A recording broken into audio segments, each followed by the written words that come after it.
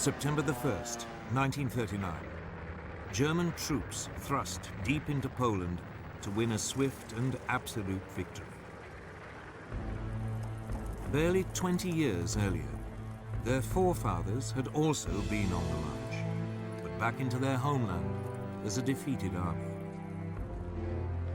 In November 1918, after 4 years of World War I, Germany's Emperor, Kaiser Wilhelm II, had been forced to abdicate. His armies were being ground down by a remorseless offensive by British, French, and US troops. His people faced starvation. But already, a dangerous myth was taking root. The German generals and troops claimed that they hadn't been defeated in battle, but betrayed by their own cowardly politicians. Even so, at 11 in the morning on November the 11th, 1918, the 11th hour of the 11th day of the 11th month, World War I came to an end.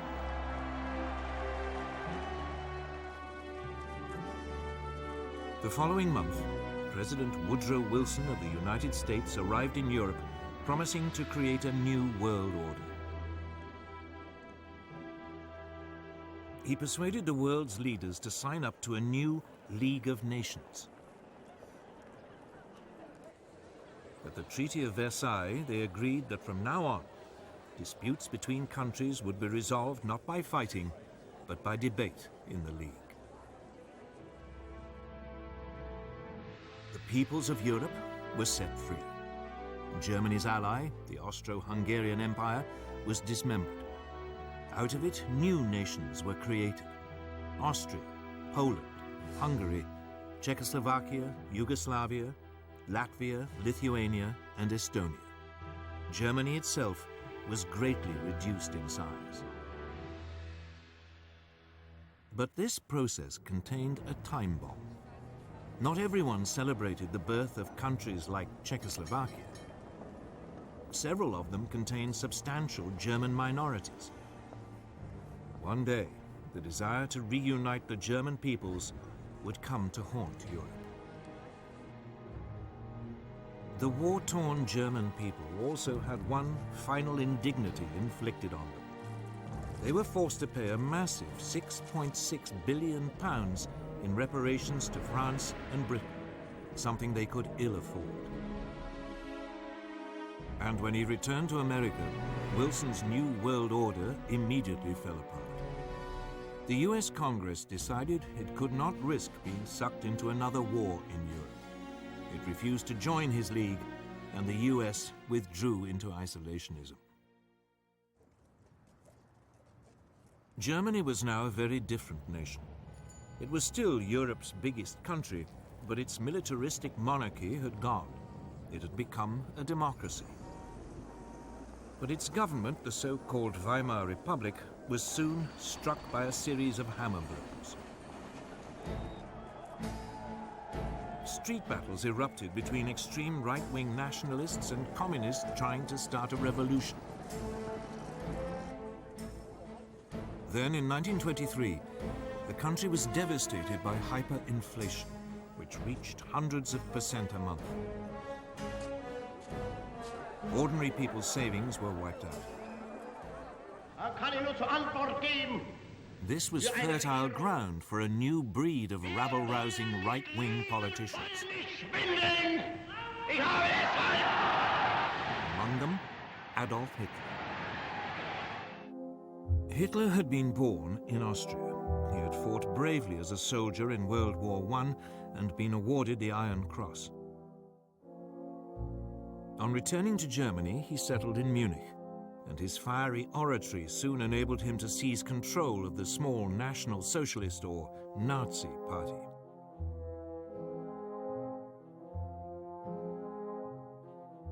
In October 1923, Hitler and his henchmen attempted an armed coup against the Weimar government.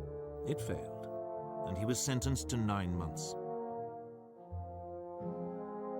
In prison, he wrote a book, Mein Kampf, My Struggle, in which he blamed Germany's ills on the Jews and demanded that it rebuild its strength and seek new territories in the East.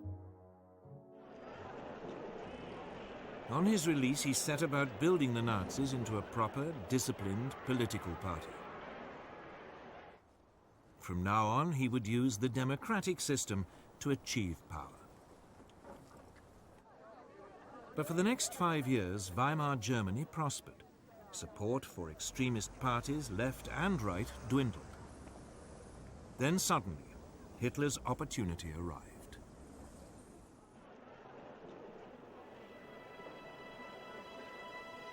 In October 1929, the US stock market crashed. Billions of dollars were lost, and an economic depression swept across the world. Unemployment in Germany soared to over 6 million. Only extremist politicians seemed to offer a solution. Wir haben ein Ziel uns gewählt und verfechten es fanatisch, rücksichtslos. Politicians like Hitler. By 1931, his Nazis were a true mass movement. And they had their own brown-shirted thugs, the SA stormtroops, who numbered almost 3 million. In the 1932 elections, the Nazis became the largest party in Germany's parliament, the Reichstag. But Hitler refused to join a coalition, leaving parliament paralyzed. To break the impasse, President Hindenburg made him Chancellor in January 1933, head of the government.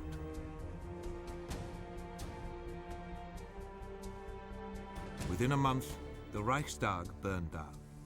Hitler accused the communists and demanded emergency powers. He then used them to ban all other political parties. In August 1934, President Hindenburg died. Hitler declared himself president. He was now absolute leader, the Führer of Germany.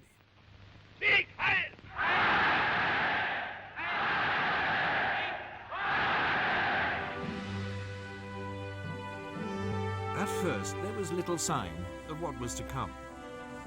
For the next 3 years, the Führer concentrated on rebuilding Germany's economy. He spent millions on public works, including the 5,000-mile Autobahn system, to soak up the unemployed. But in secret, Hitler was also spending lavishly on a huge rearmament program. Under the Versailles Treaty, the German army had been limited to 100,000 men. The country was forbidden to have an air force, tanks, or submarines. This small army was trebled in size. Then, in 1935, Hitler came out into the open. He unveiled a brand new air force, the Luftwaffe. It had 2,500 planes, far more than Britain or France. Unemployment plunged, and the Nazis became enormously popular. Now emboldened, the Führer made his first expansionist move. In 1935, he reoccupied the Saarland district on the French border, after it voted to return from League of Nations to German rule. A year later, he sent German troops into the Rhineland, part of Germany which had been demilitarized at Versailles. At the time, many felt that Hitler was only claiming back what was rightfully Germany's. Neither Britain nor France objected.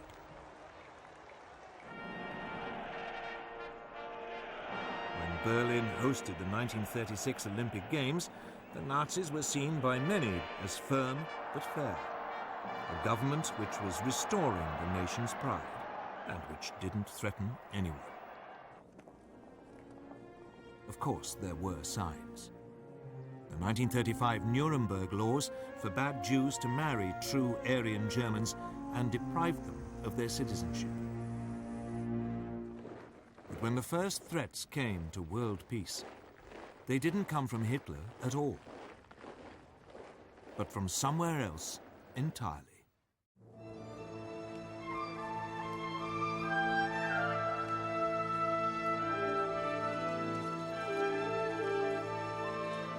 Japan, at the start of the 20th century, was already a military power. It had defeated Russia in a war in 1905, and it had fought alongside the Allies in World War I. After the war, Japan was an acknowledged world power, and it signed up to the League of Nations. But politically, it was a mess of contradictions. Nominally a democracy, the feudal tradition was still strong. Most Japanese revered their emperor as a living god and regarded him as their true leader. And the country faced major economic problems. Its population was exploding. And it had no natural resources to fuel its rapidly expanding industries. Its leaders needed solutions, and they saw them in Chinese Manchuria. Manchuria was a land of rich grain fields, with plenty of coal and minerals. It was a perfect target. Japanese troops were already stationed there. Other possible targets were the colonies ruled by the European powers: Burma, Malaya, and Hong Kong, controlled by Britain, Indochina, ruled by France, and the Dutch East Indies. But at this stage, Japan had to be cautious. They didn't want to rouse the other great power in the Pacific, the United States. For all its anti-imperialist slogans, the US actually ran an unofficial empire in the Pacific. The Philippines, Guam, and several islands were under its direct rule. It undoubtedly had the strength to take on Japan, but since the end of World War I, it had had other distractions.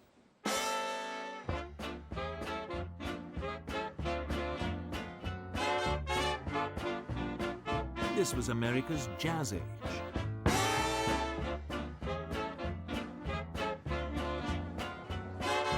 Throughout the 1920s, the nation concentrated on exploiting its vast resources.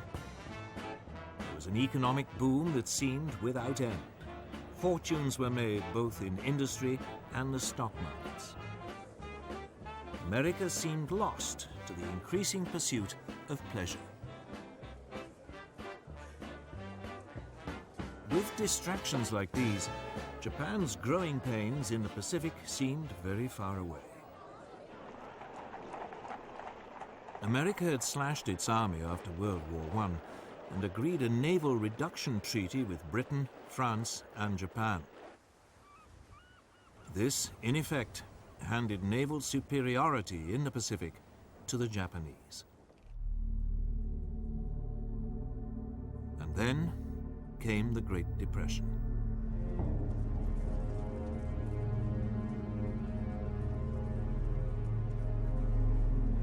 As the economic devastation spread, a quarter of the population lost their jobs. Tens of thousands were made homeless, living in shantytowns. Whereas before it had been distracted by pleasure, now America was distracted by pain. It was time for Japan to make her move.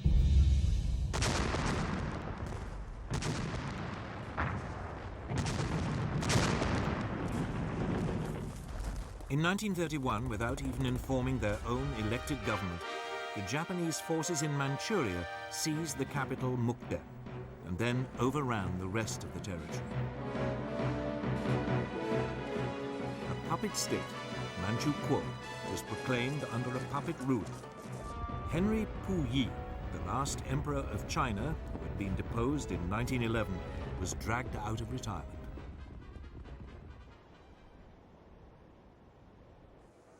At its headquarters in Geneva, the League of Nations now faced its first great test. Japan was universally condemned.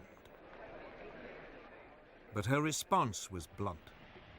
Japan, however, finds it impossible to accept the report adopted by the Assembly.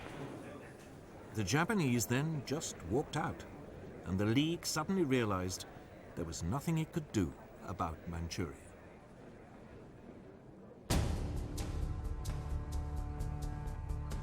Japan was declared an international pariah, but it didn't care. Its leaders had turned their eyes to further conquests in China. These were easy pickings. China was in a state of chaos. The government of Generalissimo Chiang Kai-shek was locked in conflict with the Chinese Communist Party under Mao Zedong. There was civil war.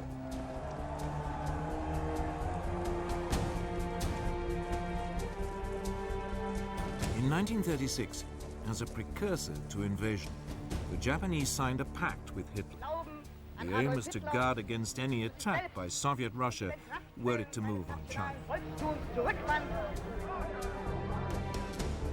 Then in July 1937, the Japanese provoked an incident with Chinese troops and invaded.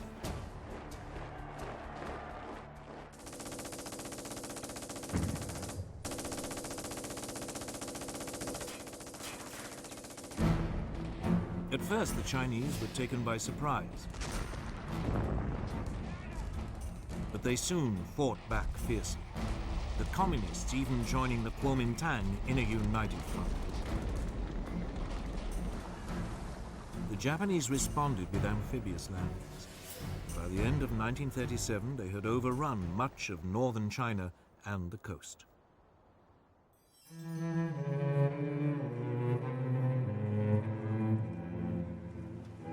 The Japanese fought this war with exceptional brutality, bombing cities indiscriminately. Westerners living in the commercial center, the port of Shanghai, were now evacuated. The city was then besieged for 3 months.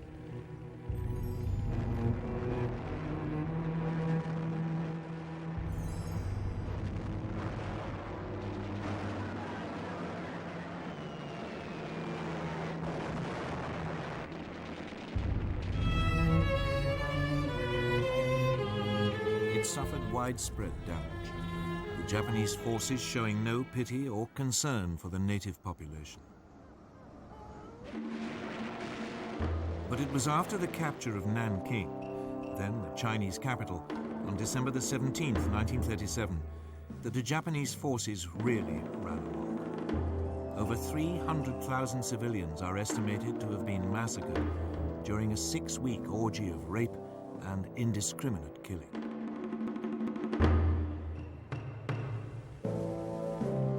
The Japanese even attacked British and US warships which had been sent to protect their shipping and trade. The worst incident came on December the 12th, 1937. The American gunboat Panay was sunk by Japanese bombers. 50 crewmen died. Despite this, the Western powers refused to intervene. So the League of Nations could do nothing. In the United States, President Roosevelt wanted to impose a naval blockade of Japan. It has become clear that acts and policies of nations in other parts of the world have far-reaching effects on us. But the British would have none of it, fearing that it might provoke a war. So all Roosevelt could offer was a $25 million loan to Chiang Kai-shek to buy arms. Even though the communists were now fighting alongside the Kuomintang, the Soviet Union did little to help either. Its only involvement was a series of clashes along its own border with Manchuria. But China itself received nothing. Instead, it had to fight on alone. During 1938, the Japanese overran Canton and pushed the Chinese forces deeper into the west of the country. All the rhetoric of the League of Nations, all those promises to stop international aggression had come to nothing. And by now, the Western powers were facing aggression much closer to home. Deve cristallizzare una posizione di potente ingiustizia. Sangue, principi che sorgono e che nascono, e i principi che declinano, la vittoria è per noi, per i primi. Today, It is easy to laugh at Benito Mussolini, the fascist dictator of Italy. All that posturing seems faintly ridiculous now, but it didn't seem that way in 1922. Back then, Italy had seemed to be on the edge of anarchy. The country was riven by strikes and land seizures. The democratic government, just as in Germany, seemed powerless in the face of such unrest. So Benito Mussolini, a war veteran and a journalist, decided to take a stand. He organized a right-wing nationalist party, the Fascists. With the country paralyzed by a general strike in August 1922, Mussolini ordered his followers to march on Rome. Fearing a civil war, Italy's king, Victor Emmanuel, asked him to form a government. Si realizzassero le premesse necessarie e sufficienti per una collaborazione delle quattro grandi potenze occidentali, Mussolini swiftly stamped out any political opposition and assumed dictatorial power. deve cristallizzare una posizione di potente ingiustizia. By 1928, his position seemed secure. Parliament was appointed rather than elected, and all power was firmly in the hands of the fascist Grand Council.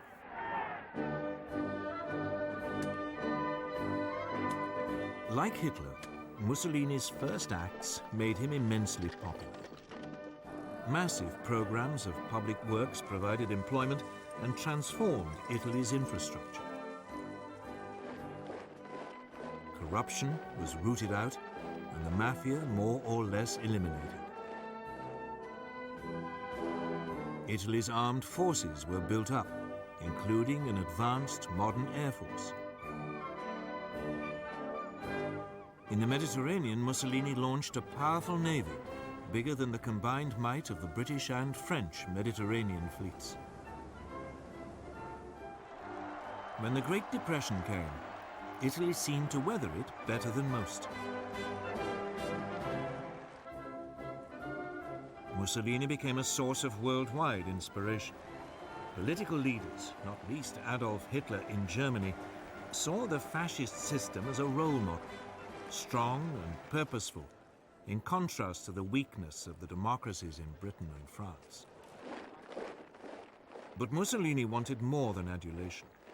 He wanted to recreate the Roman Empire, and he already had a target in mind for his first imperial land grab.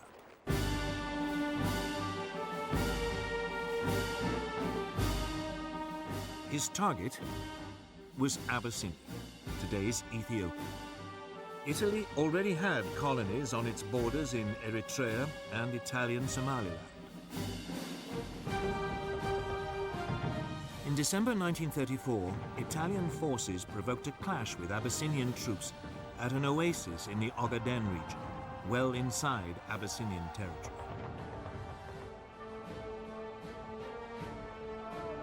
Mussolini then sent reinforcements to Eritrea and Italian Somaliland, demanding that Abyssinia pay reparations. The Emperor of Abyssinia, Haile Selassie, appealed in person to the League of Nations. He called on it to live up to its ideals. Here was a small nation under threat from another member of the League. This was the supreme test. But the League did nothing. Britain's Foreign Minister, Anthony Eden, at least tried to broker a peace deal, but Mussolini would have none of it.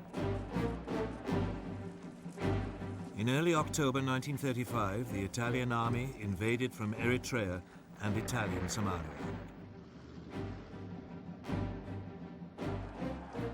The primitive Abyssinian forces stood little chance against a modern army equipped with artillery and tanks.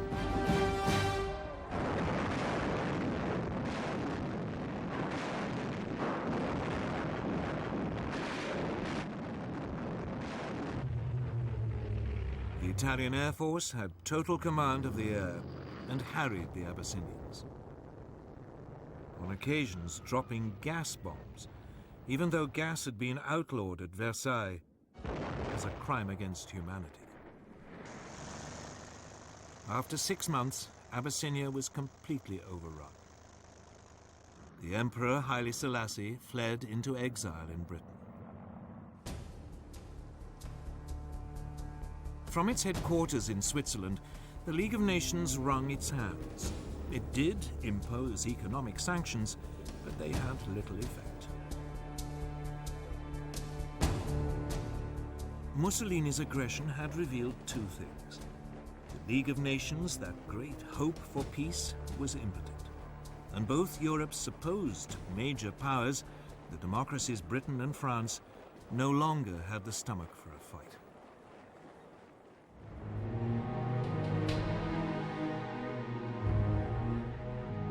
Both Britain and France had been shattered by World War I, and their economies had never really recovered. Both had witnessed waves of strikes and unrest. Both had suffered mass unemployment even before the Great Depression.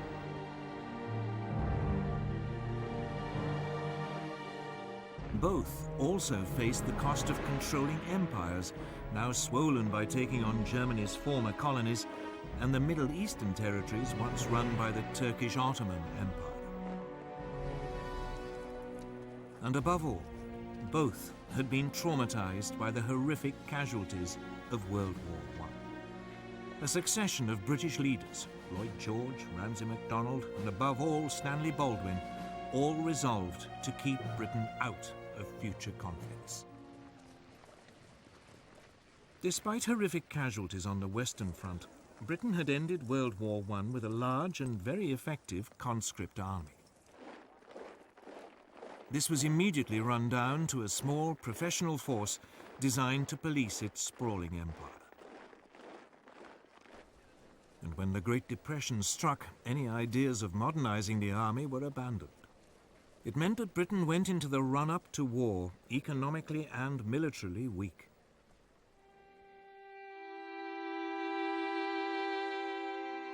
French losses during World War I had been even worse than the British. Ever mistrustful of the Germans, a large conscript army was maintained. But throughout the 1920s, France's birth rate had declined.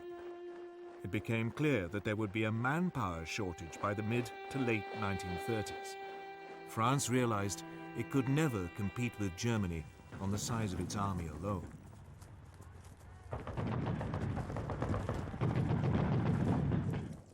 The solution was to adopt an entirely defensive mentality.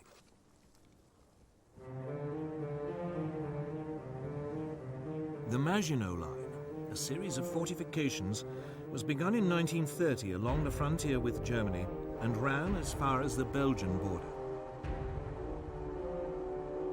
There, it theoretically linked up with fortifications planned by the Belgians. This new French military approach meant that France was only capable of waging a defensive war. It just did not have the ability to launch an attack on Italy, even if the British had had the troops to help. And of course, both countries knew that their navies in the Mediterranean were outnumbered by Mussolini's new fleet.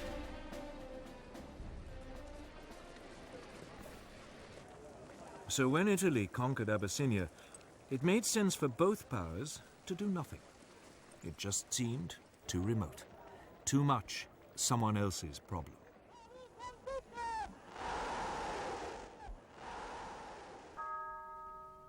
By now, they both had to deal with all the traumas of the Great Depression.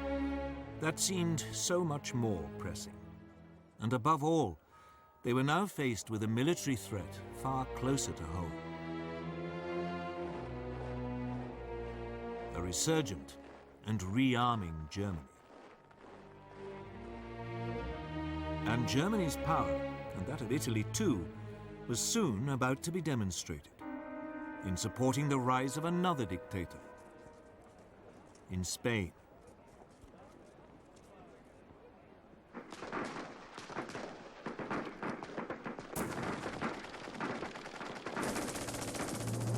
In 1936, civil war erupted in Spain. he was exceptionally vicious, setting family against family, communist against fascist, believers against atheists. In 1931, a left-wing government had come to power determined to get rid of the centuries-old Spanish monarchy. The king was forced into exile and a republic was declared.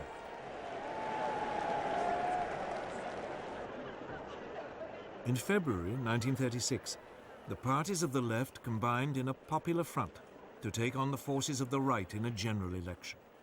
The Popular Front won narrowly. Even though its reform program was modest, a wave of strikes and land seizures led the right to fear that a communist takeover was inevitable.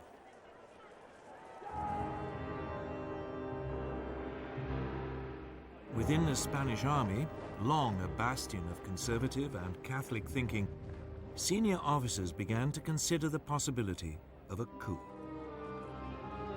Among them was General Francisco Franco, the former chief of staff who had been effectively exiled to command Spain's forces in the Canary Islands.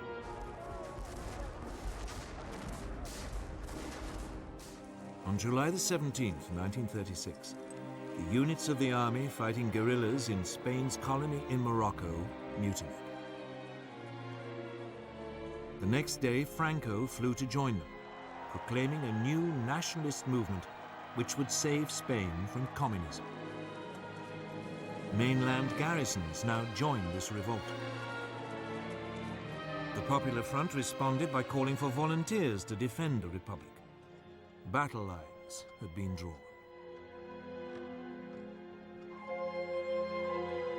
At first, Franco faced problems. He and his army were in North Africa, and he had to get across the Straits of Gibraltar back to Spain. So he turned to the one person he thought might help: Adolf Hitler.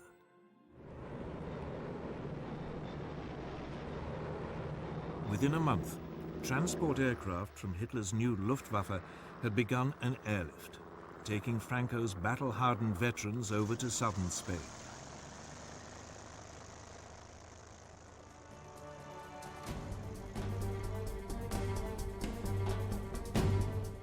At this stage, the Republic still seemed to have the advantage. The pro-Franco military uprisings in Madrid and Barcelona were quickly crushed, leaving it in control of most of the east of the country.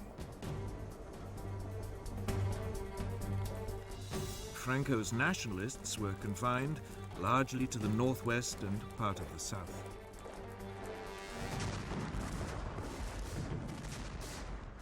But the nationalist situation was transformed when Hitler and Mussolini started to pour in troops and weapons.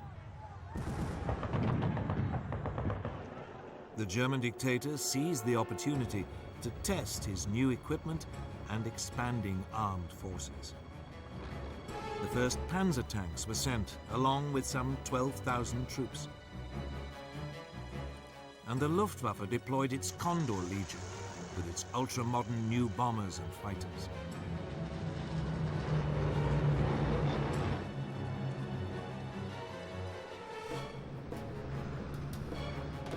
Mussolini sent a so-called volunteer corps of 50,000 men and more than 700 aircraft. In vain did the Republicans appeal to Britain, France, and the Soviet Union for help. But London and Paris were scared of setting off a European war. They declared a policy of non-intervention. Cynically, both Germany and Italy signed up to this. But when it became obvious that they were still sending arms to the nationalists, Joseph Stalin, the Soviet leader, announced that he would help the Republic. Stalin's worry was the rise of fascism in Germany. Hitler had made it abundantly clear that he believed communism to be Nazism's ultimate enemy. Stalin saw the Spanish conflict as a way of keeping Germany and Italy occupied while building up the Soviet Union's military strength. About 700 military advisors were sent, along with tanks and fighter aircraft.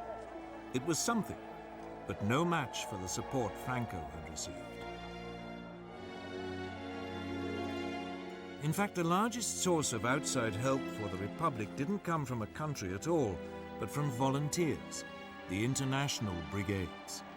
About 30,000 left-wing Americans, British, French, and Germans signed up to fight in Spain. With their new fascist support, the nationalists were able to open two fronts, one advancing towards Barcelona from the north, the other led by Franco, pushing up towards Madrid from the south. By the end of 1936, Madrid was enveloped on three sides and virtually under siege. The fighting was intense and often accompanied by appalling atrocities against civilians. The Republicans hunted down and murdered Roman Catholic priests.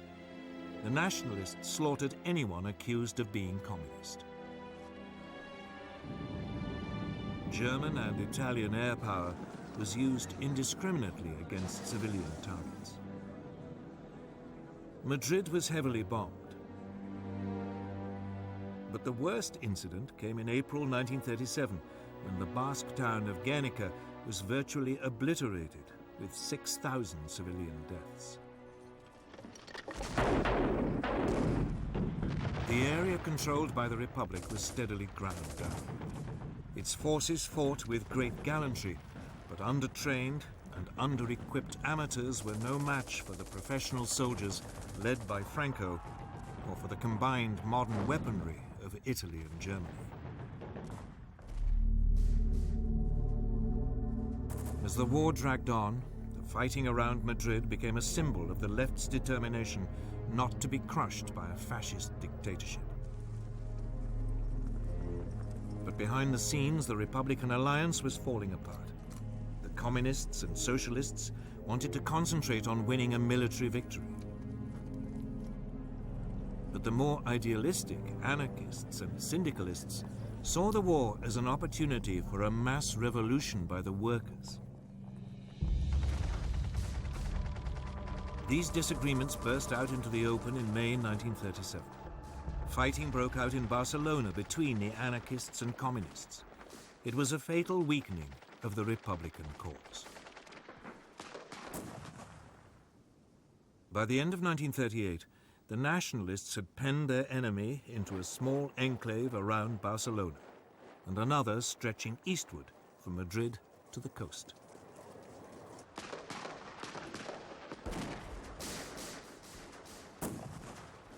Madrid continued to hold out, but the international brigades were withdrawn. More and more nations began to recognize Franco's government as his forces closed in for the final assault on Madrid.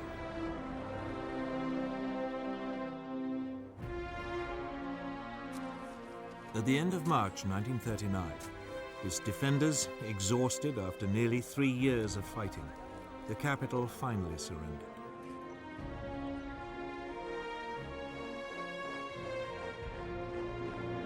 A month later, Franco formally declared hostilities at an end.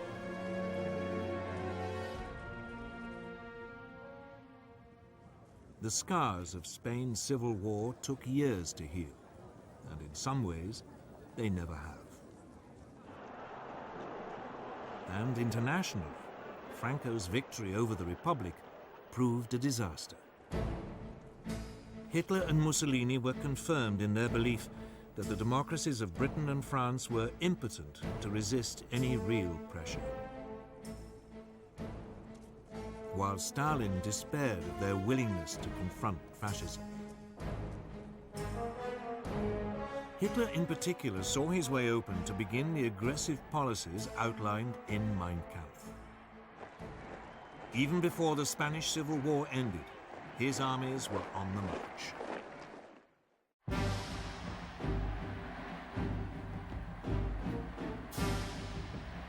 From the moment he became Chancellor of Germany on January the 30th, 1933, Hitler had begun to put his long-term ambitions into action.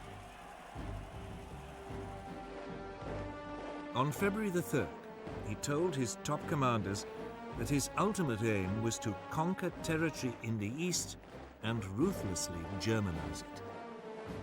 They were instructed to prepare for a massive expansion. Although Germany had been forbidden tanks, a secret treaty with the Soviet Union in 1923 had allowed the development of tank designs and experimentation with new mobile armored tactics. Energetic young German officers like Heinz Guderian read the theories of British thinkers like Basil Liddell Hart and Colonel John Fuller. They even watched exercises being carried out by the British during the 1920s on Salisbury Plain. It was from these that they came up with the idea of fast-moving units combining tanks, artillery and infantry that could thrust fast and deep into enemy territory. Hitler adopted their ideas with enthusiasm. The new army was to have 3 panzer divisions. Similarly, the new Air Force, the Luftwaffe, under former World War I fighter ace Hermann Goering, had had a framework to build on. Throughout the years in which its Air Force was officially banned, Germany had kept up its design skills by building civilian machines, and gliding and flying clubs provided a reserve of potential aircrew. Hitler revealed the existence of the Luftwaffe in March 1935. He then announced that the army was to be increased to 300,000 men and conscription was reintroduced. Britain and France protested feebly at this flagrant breach of the Versailles Treaty. But soon, they reluctantly and slowly began to rearm.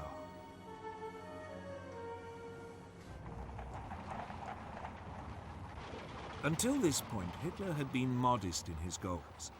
He had only taken back what was his, the Rhineland and Saarland.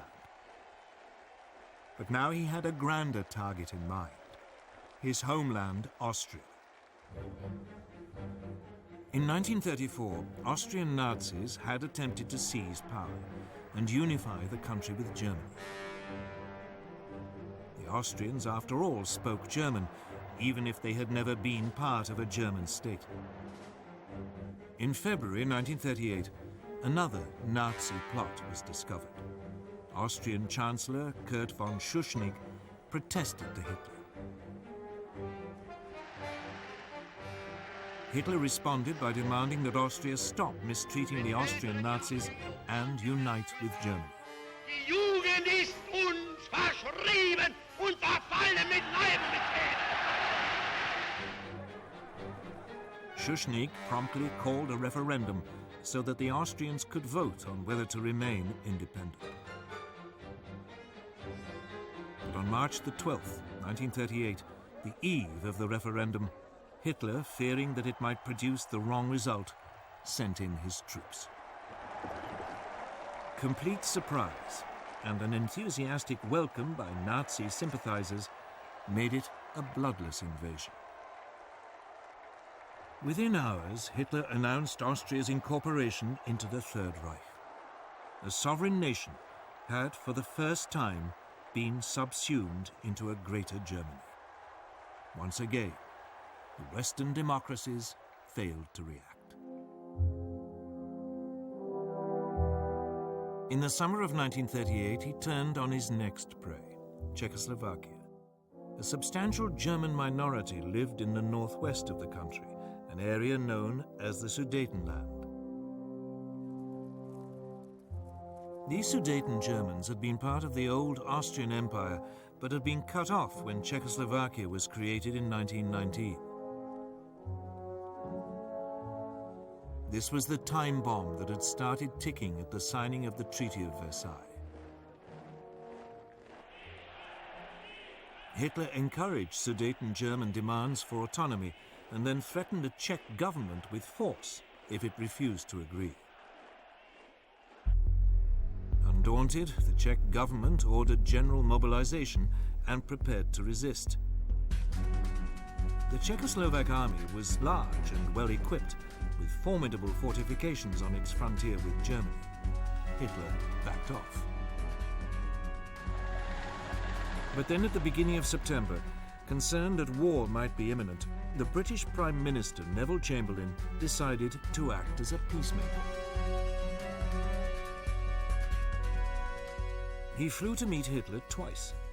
The Nazi dictator assured him that if he could have the Sudetenland, he would make no further territorial demands in Europe.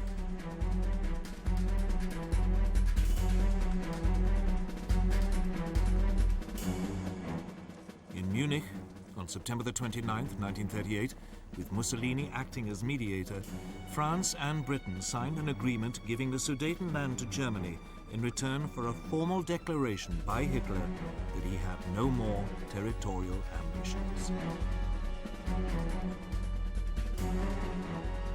Chamberlain flew back to Britain waving the piece of paper which he claimed guarantees peace in our time.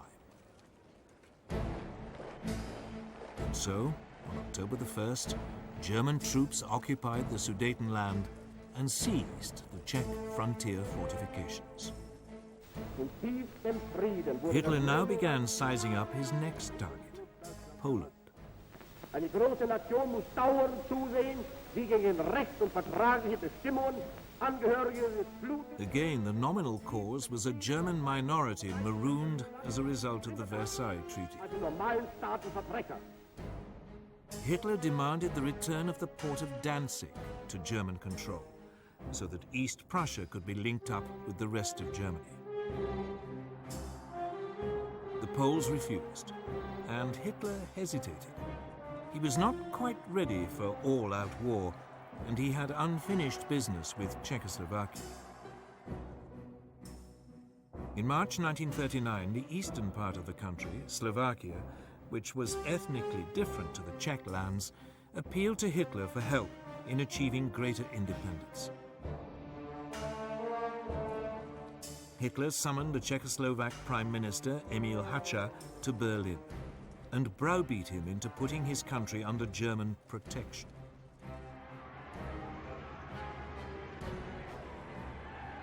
German troops now marched into the rest of Czechoslovakia, unopposed. Most of the country was annexed into the Reich. Slovakia was declared a protectorate. For the first time, Hitler had seized non-German-speaking territory. But again, there was only a feeble protest from Britain and France. At the end of March, he again repeated his demand that Poland give up Danzig. This time, France and Britain declared unequivocally that they would declare war if he attacked Poland. But by now, Hitler cared little whether they did or not. He was sure that they would be weak and indecisive opponents. In Russia, Stalin had also become increasingly concerned by Hitler's aggression. In April, Stalin proposed an alliance with Britain and France. But negotiations made little progress. And finally, Stalin despaired, deciding that there was another solution to the German threat. On August the 23rd, the Soviet Union and the Third Reich, who everyone had believed were sworn enemies, announced a non-aggression pact. The agreement secretly specified that Poland would be split between the two countries, and Stalin would have a free hand to take over Estonia, Latvia, and Lithuania. Now free from any Russian threat, Hitler ordered his armed forces to prepare for an immediate invasion. On the evening of August the 31st, the German Wehrmacht prepared for the assault. Its Führer had made the decision which would plunge the world into war.